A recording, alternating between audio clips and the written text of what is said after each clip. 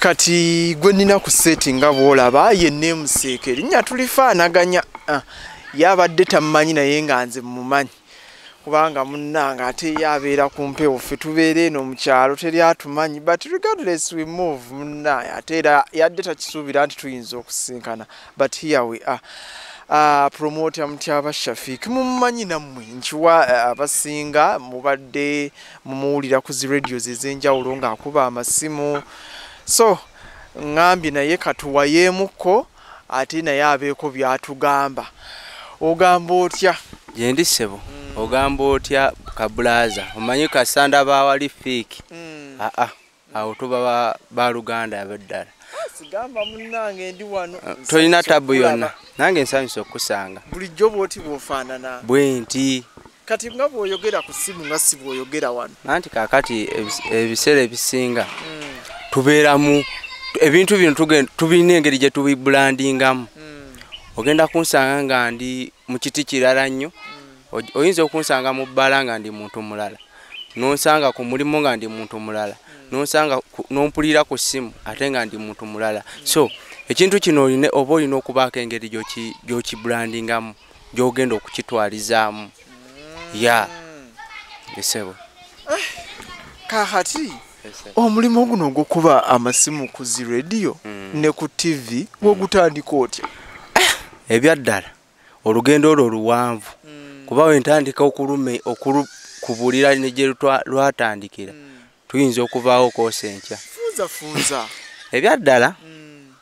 ekintu kino kuva ngambe nti kiringa musaayi kuva buto kubanga inze taata wange ne maama bakubangako ku ssimu yali radio Voice of Africa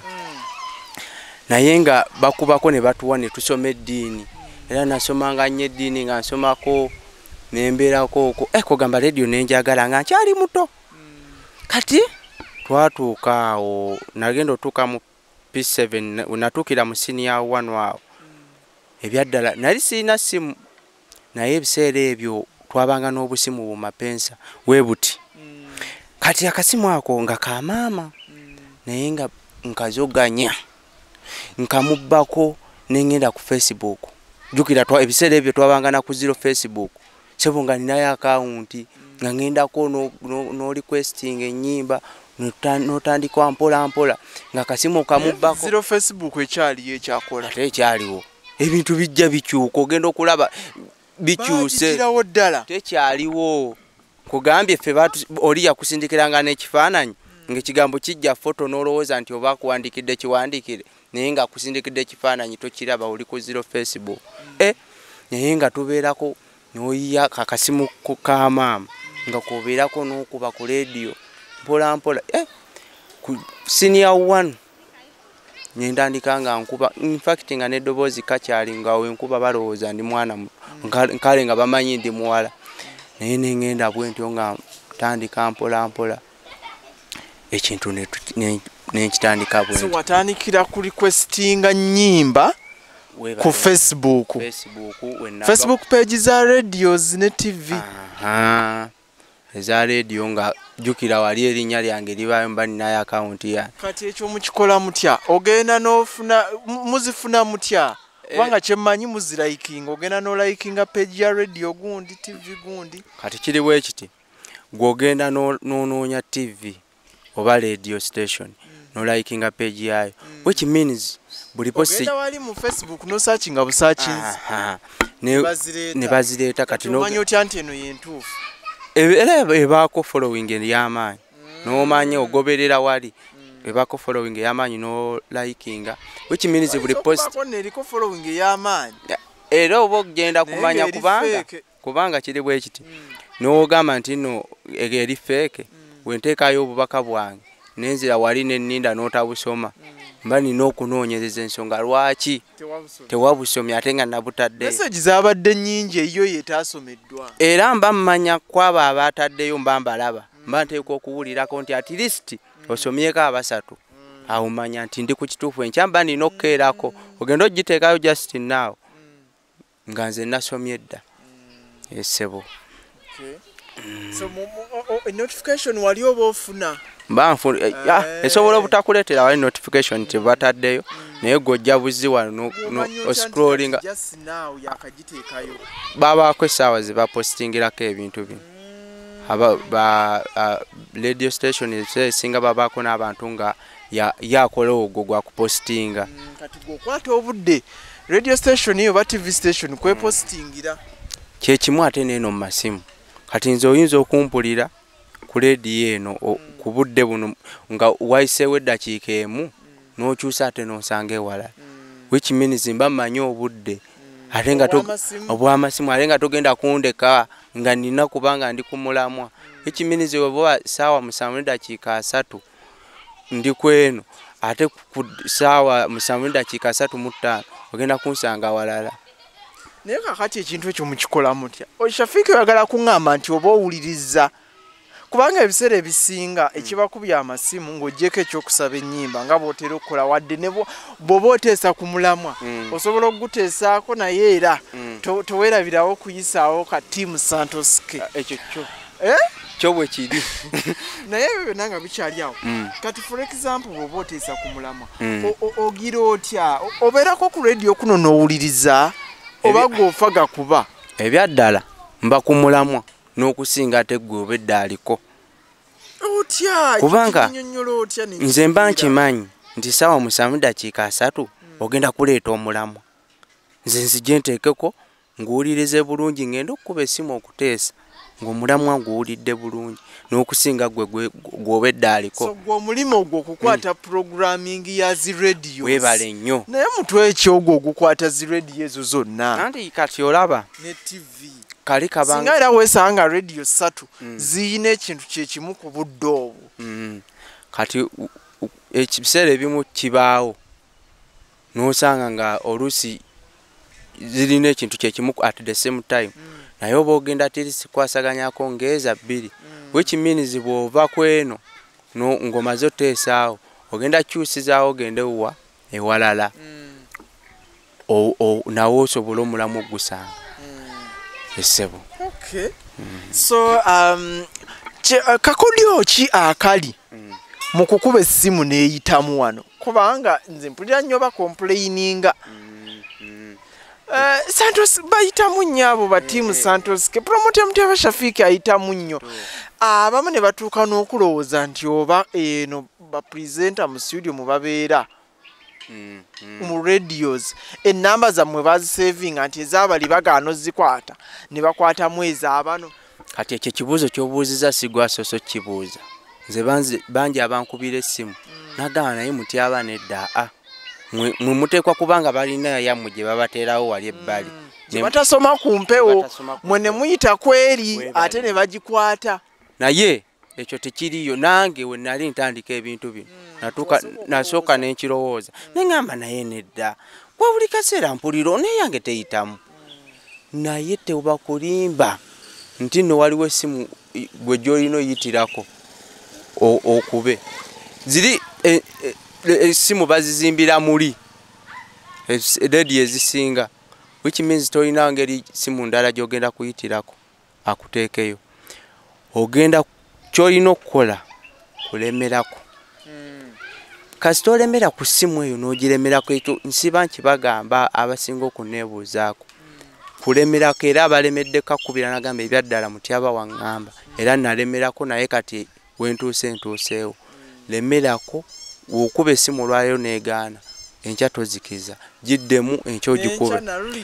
ogenda kutuuka kati nkugamba kino ekigambo ogenda kutuuka nayo yennyini etandika okuwuliriramu okitegeera gwe weebuuze lwaki ogenda kunsanga wala ate onsange ne wali eba eyiseemu mangu oti naye etuuka neekuwuliriramu weebale nnyo etuuka nayo netandika okuwuliriramu okitegeera ogenda otuuka kugamba infact n'okutayiminga wali n'omanya nti kati oyo agenda kuvaako kuba kati naye ebiseera ebisinga obeera ne kano akabadi lwakuba ate nze sitera kakozesa nnyo bangi abamu bo babeera n'amasimu asobola okuba n'amasimu ng'agaana nga gakubisa olwo masimu ki zino smartphone oba buno obutono bwa line emu bwakozesa naye nze nkozesa kano kamu kenkozesa naye nenkuba eyange neyitamu naye nga kozeseza kamu naye abasinga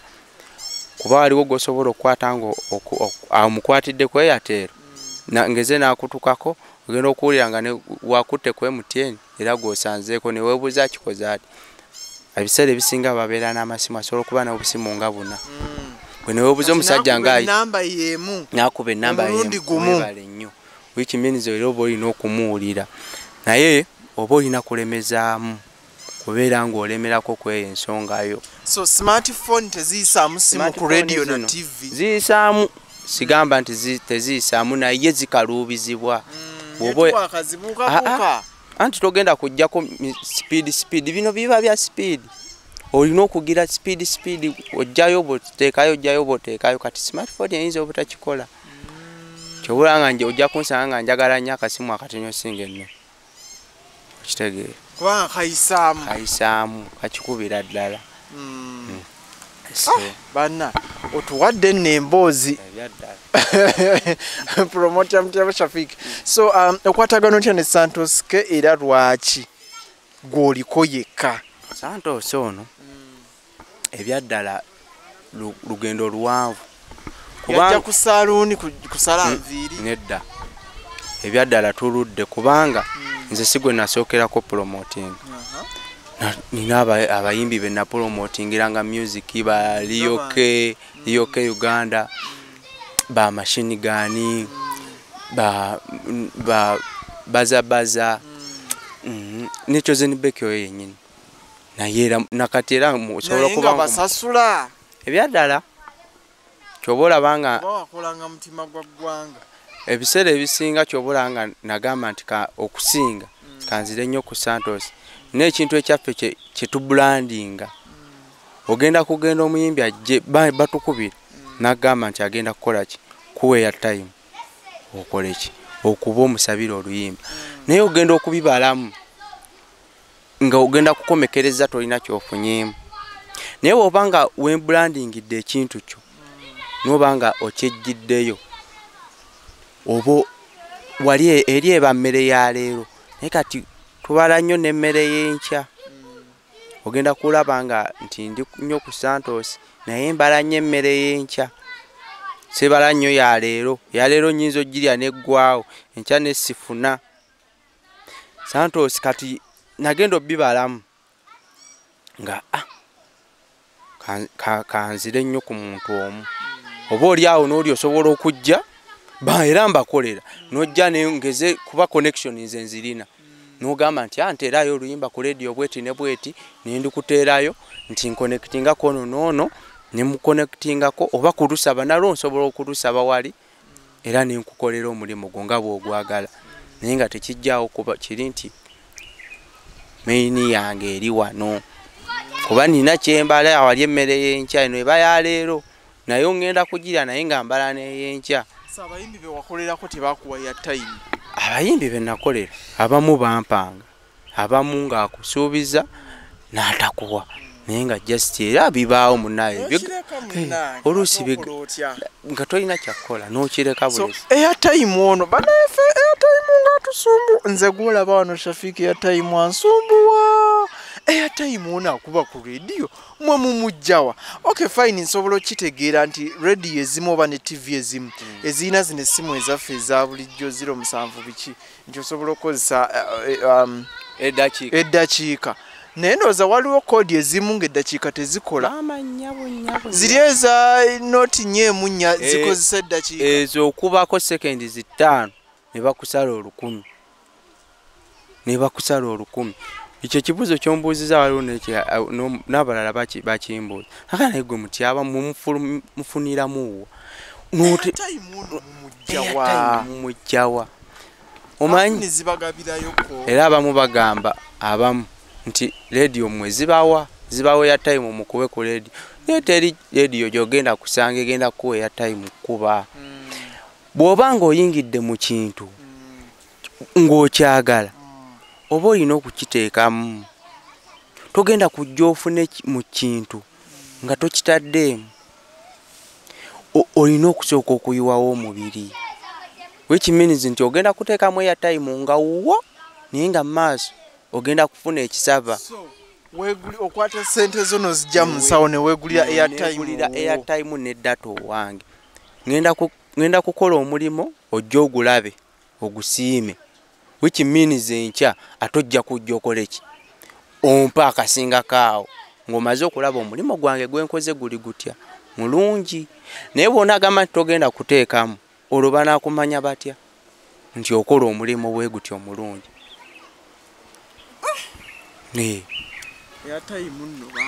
Ye agenda mungi kuba kati kankulage nze nyinza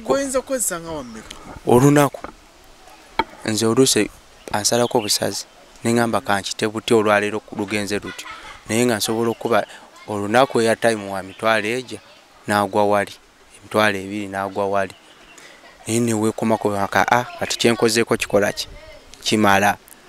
Naye oba ogambye nti si kunkomako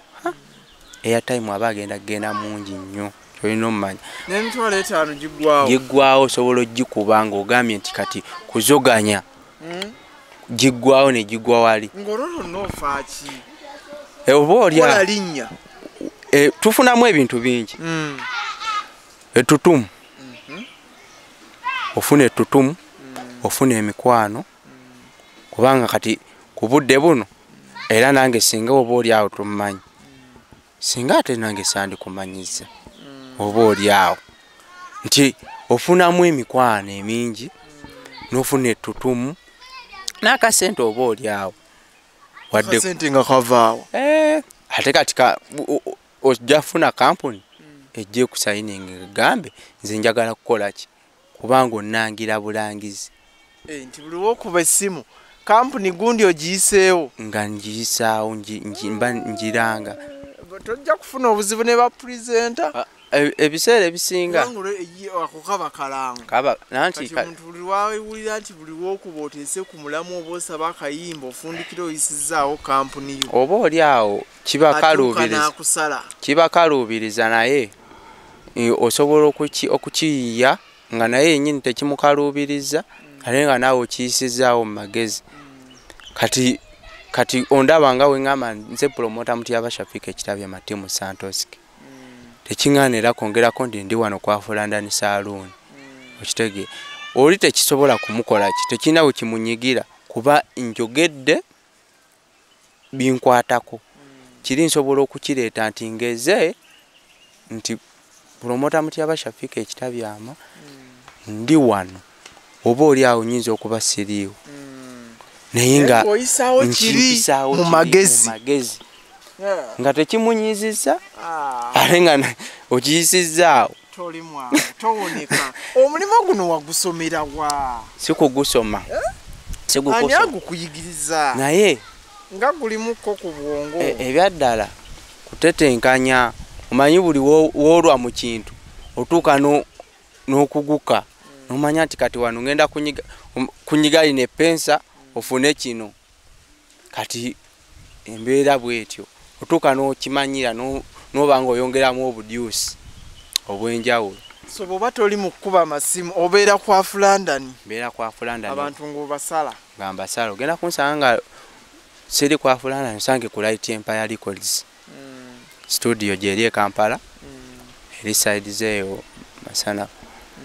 Naye nga osobola gyonna naye nga ne branch endala gyeziri naye nga ebiseera ebisinga kwafula ndani onsangawo ate ekawungeezi oluusi onsange nga tuli mu kuyiriba ndongo tetutuula tubeera mu kuyiriba bwiri byokulaba nga tubeerawo kuba kuyiriba.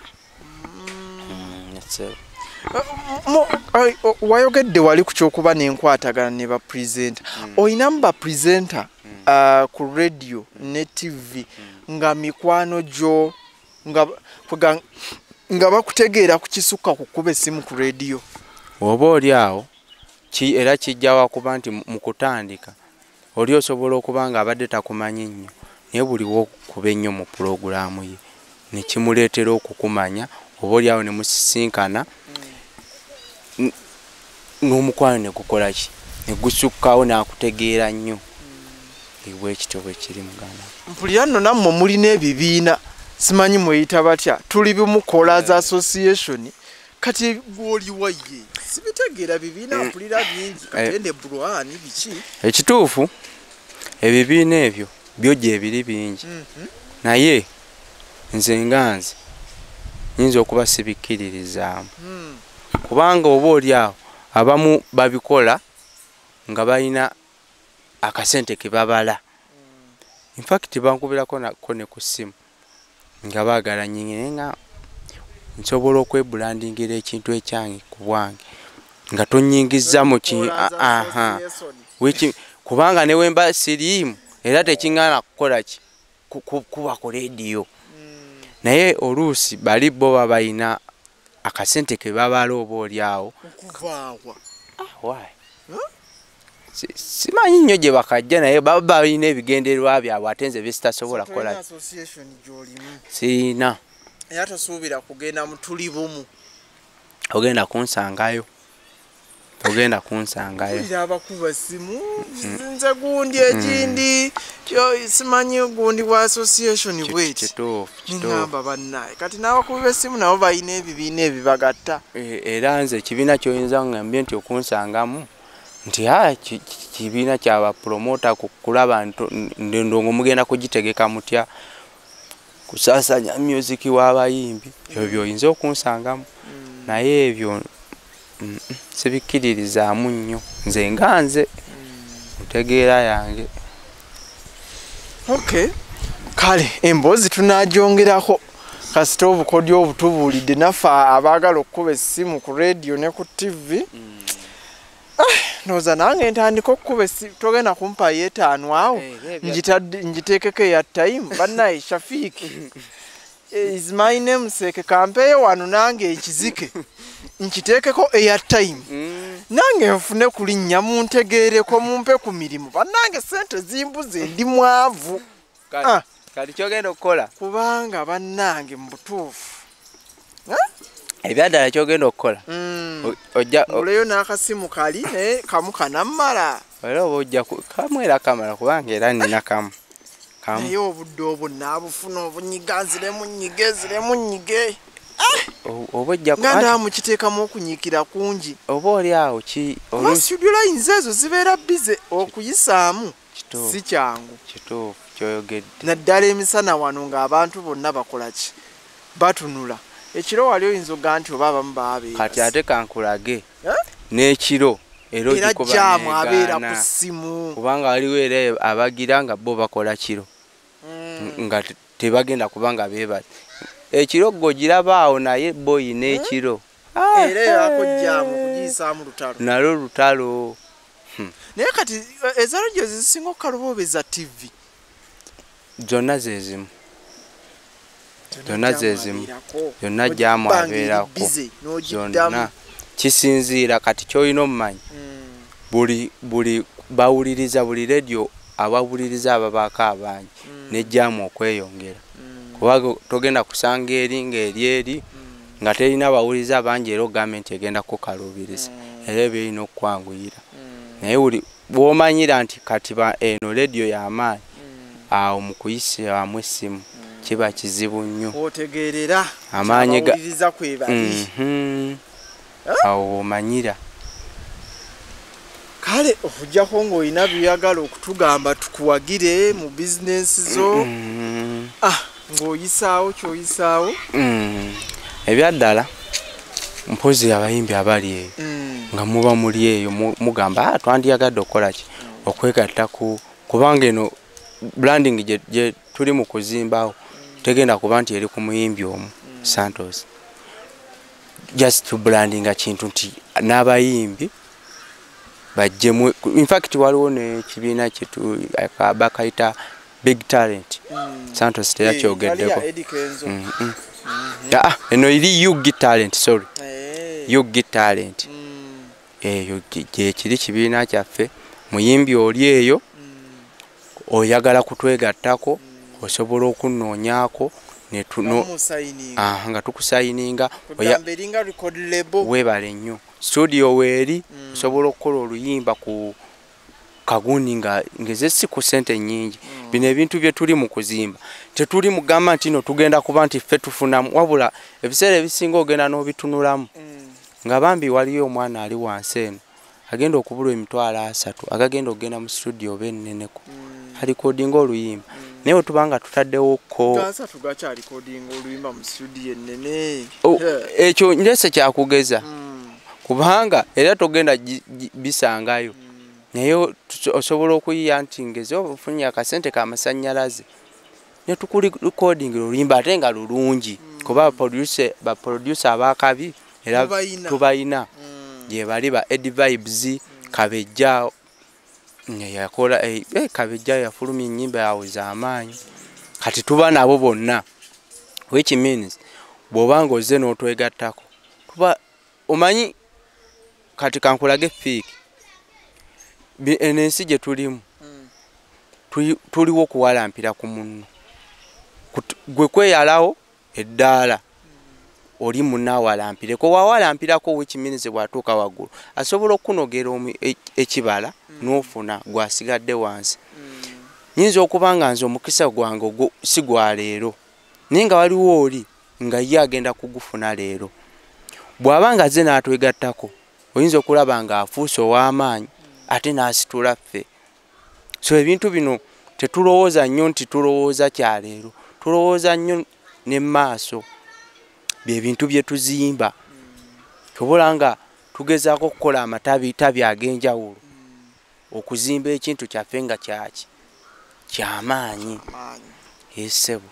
kale tweyanziza nnyo tweyanziige ndowooza tulaba ku Fik Media ebyo nabyo bitegedde so njagadde omusajja ono naye muleete mutegere abadde bamuwulira eyo ku zi radio ez'enjawulo ne TV ng'akuba amasimu mutegeere akakodyo kaliwa ate ne paati endala abagambye ku Kyayugi Talent naye musobola okujja ne mugyeyunira nebayambako ne kano tekafe njagadde tuleme kalekayo era bakasitoma baffe bonna abatuwagira mwebale nnyo mwebalire ddala waliwo abakasitoma baffe ab'e Masaka bo basalira kwa Fulandani ey'omu Kirumba ab'e Kampala waliwo eri Masanafu awo nayo Hafulandani Salu Masanafu Lugala mwebale nnyo nammwe kutuwagira aya weekaliko akafuufu kali erugala Masanafu awo kakati waliwo n'endala eri Ennasereganda nayo Hafulandani Saluni nammwe abeeyo nammwe mwebale kutuwagira abajja ne ku Light Empire Records nammwe ne mu recording ennyimba nammwe mwebale nnyo mwebalire ddala mpozi oba oli awo ng'oyinza okugamba nti ngenda kukola nti obatuukako nyinza kukola ntya ogenda kunoonyaako nze simu yange nange ebaako eyange ng'eyange ey'omu ngalo eyo esobola okuba nga ya mu ngalo naye nga ne ku WhatsApp kweri eri 0706 05 43 7 eri 0706 05 43 70 kasonoonyako oba ku WhatsApp wakwanguyidde oba in fact ne woba obipinzeko mbiping ye ya time obo si buzibu bwange ebyaddala wa Shafik era nja kukomawo mbagambe teyamu ebyaddala mujje mutwegatteko tutambuze ekintu kino tusobole okukiggusa so Hafulandani Saluni zino zonna CEO yeggwe CEO nyinza okuba nga sirinzekka naye nga wenakugambye tulina ekyaffe weebale nnyo ekintu ekyaffe tukibulandinga nga tetugambye nti tuyimiridde ku muntu omunno tulina ekyaffe kyetubala kuba leero ogenda kunsanga nga siri kwa Fulandani nsange ku Light Empire ate olulala nsange nga ate ndi walala so in fact n'emirimu gino tetuyiriba mulimu gumu kuba n'ensi bwe yatuuka bw'ogamba tosobola kumalako mama kaba kaweddemu bugwe oba olina kukola ki kubanga taiza wano taiza Uganda we yatose 3 4 5 kyobola banga ogenda kunsanga wenemeredde angenze Saudi kuba kyeyo nakyo subiro kikuba awai ate webe Uganda ega monsubira nkole bogenda ke buwalabu